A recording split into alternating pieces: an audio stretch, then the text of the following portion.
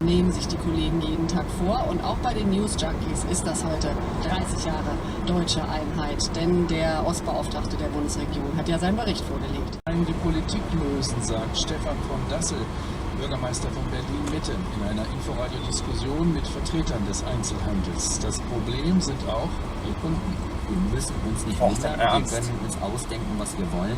Wenn alle im Internet bestellen, dann brauchen wir keine Innenstädte mehr. Nette plakative Forderung. Wir alle wissen in der Runde, dass das natürlich nicht funktioniert. Und daraufhin hat man sein Privathandy genommen, hat sich das angeguckt, hat festgestellt, da sind ja noch andere Chatgruppen, hat sich angeguckt, mit wem da gechattet wird und dann stellte man fest, das sind alles Polizisten. Ende verspricht sommerliches Wetter, morgen bis zu 27 Grad und heiter am Montag.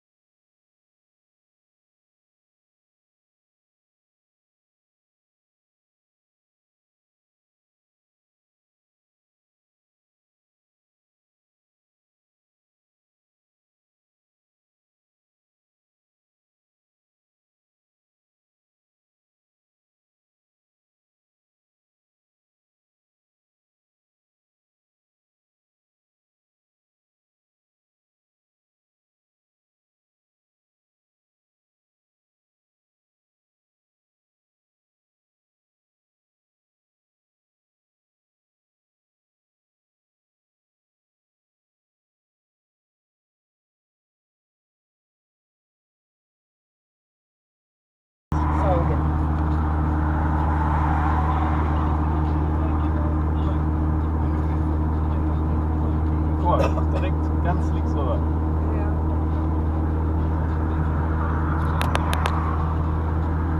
Lohnt sich ja richtig hier.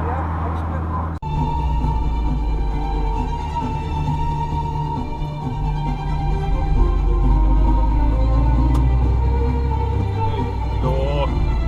Mein Gott.